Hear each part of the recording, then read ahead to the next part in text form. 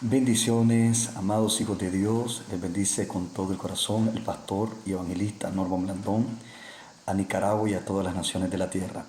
Hoy vamos a ver una enseñanza corta sobre lo que la Biblia enseña de sí misma. Hoy vamos a estar viendo algo sobre bibliología, un resumen rapidito para todos los que amamos y tenemos pasión por la palabra de Dios. Entonces vamos a empezar que la Biblia enseña que es revelación de Dios. Hay una pregunta que tenemos que hacernos en cuanto a la revelación, que ¿quién inspiró las Sagradas Escrituras? Esa es la primera pregunta que debemos de hacernos todos aquellos que anhelamos profundizarnos en la palabra de Dios. Entonces, ¿quién inspiró las Sagradas Escrituras? En la segunda carta a Timoteo, capítulo 3, verso 16, dice que toda la Escritura es inspirada por Dios. Inspirada por Dios. Luego, ¿verdad? Útil para enseñar, para redarguir, para corregir y para instruir en justicia. Entonces, ¿qué dice la Biblia de ella? La Biblia dice que es inspirada. Y esto significa que Dios sopló sobre los autores, sobre estos hombres de Dios dotados por el Espíritu Santo, los apóstoles y los profetas, para escribir la revelación inspirada de Dios. Amén. Otra pregunta que debemos de hacernos es ¿quiénes recibieron esta revelación o esta también inspiración?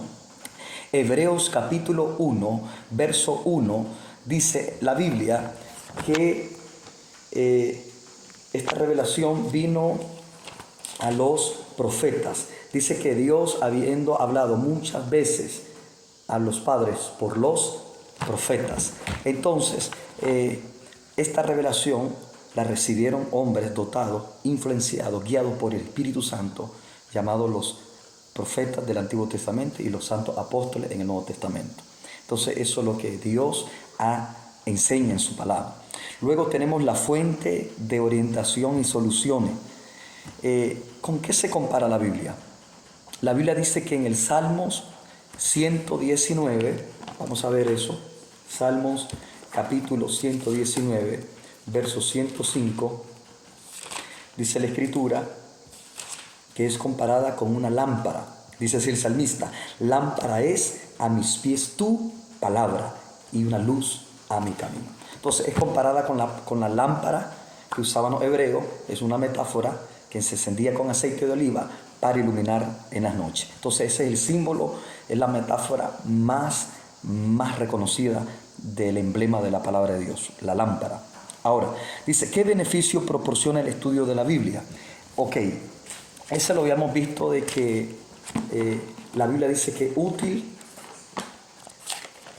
para corregir, ¿qué más? Redarguir, instruirnos. Oiga, qué maravilloso. Vamos a leerlo rapidito. Dice que toda la Escritura es inspirada por Dios, como dijimos al comienzo, y útil para enseñarnos. Oiga qué maravilloso, que es la palabra en griego didascalía, que es instrucción. Luego viene para redarguir, que es la palabra en griego elenchos, que significa convicción, o sea, volver a convencernos de alguna duda que hayamos tenido. Eso es redarguir, es volver a convencernos.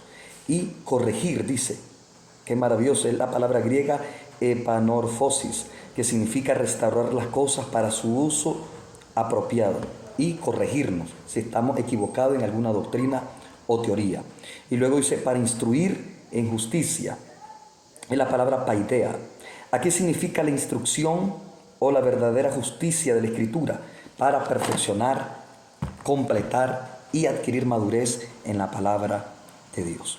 Después, otra pregunta es, ¿qué bendiciones nos ofrece la Biblia? ¿Qué bendiciones? Vamos a ver en Romanos capítulo 15, nos dice la Escritura, en el verso 4, ¿cuál es ese beneficio? Dice que es porque las cosas que se escribieron antes, oiga, en la antigüedad, en la ley, para nuestra enseñanza se escribieron, a fin de que por la paciencia y la consolación de la Escritura tengamos esperanza. Entonces ahí tenemos, Pablo dice que lo que pasó con los antiguos en Israel todas las situaciones históricas, políticas, religiosas, cuando decayó el pueblo. Dice que la palabra nos enseña que para eso se escribieron, a fin, dice, que nosotros aprendiéramos los errores de ellos, para que en el presente no lo hagamos como iglesia, como el pueblo del Señor. Y dice que se escribieron, oiga, a fin de que por la paciencia y la consideración de la Escritura tengamos una esperanza. O sea, que leer las Escrituras, aprender de lo que pasó en el Edén, con los reyes, con los profetas, con los salmistas, con la decadencia de Israel, hoy en día tenemos presencia, consolación de la Sagrada Escritura. Ok, ¿cuánto tiempo perdurará la palabra de Dios? Isaías capítulo 48. Vamos a ver en el Antiguo Testamento, Isaías capítulo 40, dice verso 8. Dice así la Escritura: sécase la hierba, marchítase la flor, mas la palabra de Dios nuestro, dice, permanece para siempre. Amén. Así que la palabra de Dios es eterna, cielo y tierra pasará, pero su palabra, su ley divina, nunca pasará. Ese es el regalo más grande después de Jesucristo que Dios nos ha dado a su iglesia. Y luego, ¿qué debo de hacer para disfrutar, para crecer, para beneficiarme con la palabra de Dios? Número 1, leer la Biblia todos los días. Todos los días debemos de tener un devocional, un tiempo con Dios, y esto lo encontramos en Deuteronomio, capítulo 17, verso 19. Y número 2, estudiarla con oración y gran interés. Acordémonos que no estamos leyendo solamente un libro común, sino que estamos leyendo la Biblia, la Sagrada Escritura. No estamos leyendo un libro sencillo, un libro histórico de un pueblo llamado Israel. No, estamos estudiando las Escrituras, la revelación, la historia de la redención humana a través de los siglos. Debemos dedicarnos con oración, respeto y con un corazón humilde, respetuoso y lleno de temor delante de su presencia, y con gran ánimo pronto para estudiarla. ¿Qué debemos de hacer? Punto número 3, aceptarla con gozo y alegría. No solo aquello que no nos gusta, o lo que no nos gusta nada más, no, debemos de recibirla con gozo, aunque haya un versículo que nos confronte. Entonces recibamos con gozo, porque la palabra de Dios es para rectificar nuestro corazón, ¿ok? Y por último, practicar fielmente sus enseñanzas. No solamente conocer la doctrina. Hay muchos cristianos que entienden doctrina, entienden los fundamentos bíblicos de nuestra fe cristiana, pero no la viven. Entonces, debemos de conocerla, pero también practicarla.